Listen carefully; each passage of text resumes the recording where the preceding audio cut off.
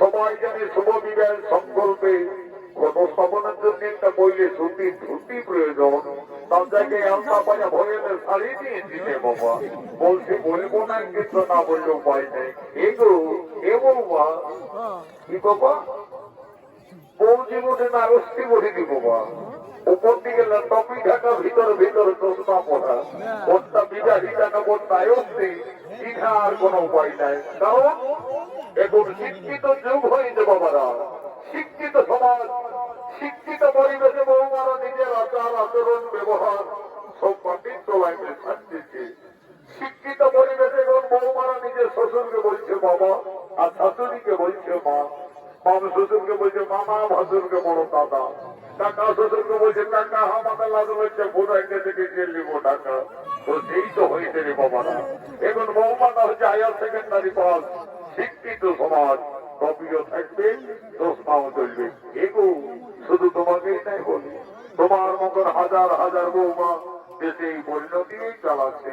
তবে ঠিক আছে, এক্ষুনি আমি মন্ত্র মনুষ্যের যাত্রা শুরু করছি।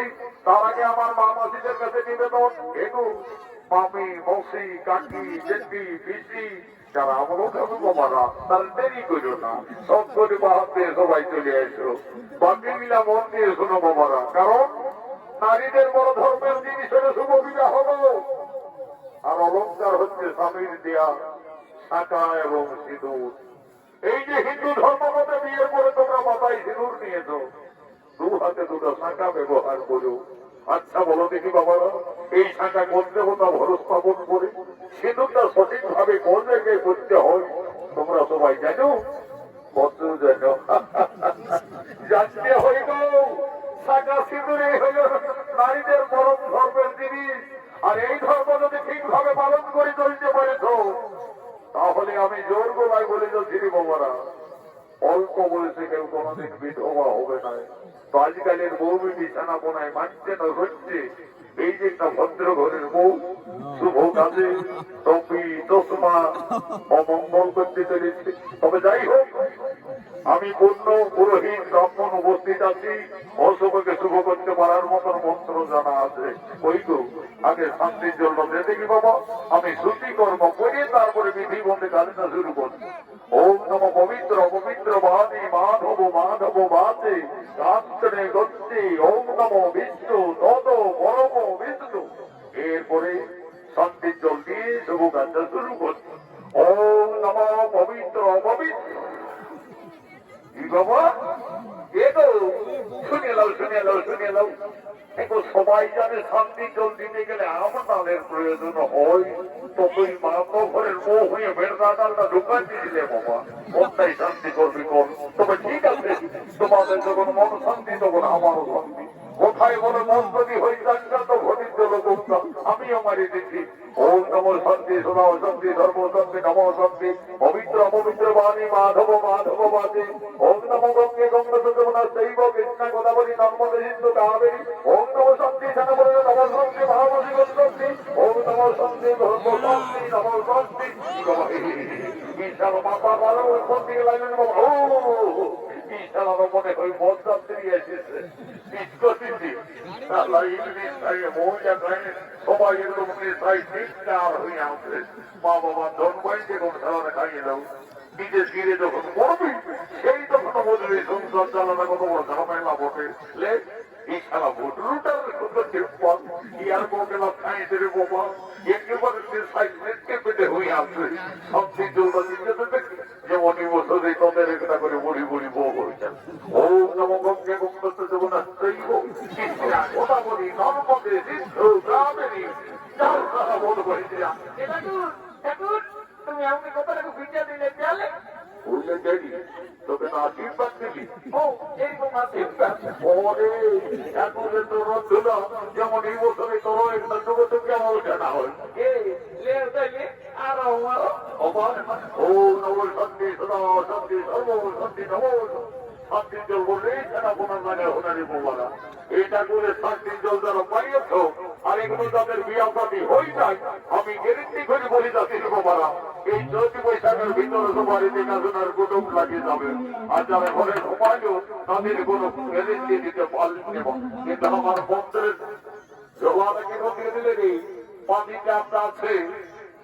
ও বাবা কি সালার উপরে ভক্ত পড়বে সারা ঠাকুরের জোড়া দিব কিন্তু বিহার করছি। আর আমি কোথায় খুঁজে বলছি দেখি দেখি দেখি সে তিন সালা পুরো যাইকে নিজে ভালো থেকে তাই দিবে রে সালা দিল চেষ্টা ছিঁড়ে। ঠিক আছে আমি কত বড় ঠাকুর পাও না আমার দিকে যখন পাবো লেউরি বাবুরা বাজাবি বিহার মজা বাজনা আর মনের মধ্যে কাঁদা তাল বেঁধে কালিন্দি ভাবে বাবু আগে তোমরা তারপর পাবো না চলাও বাবা।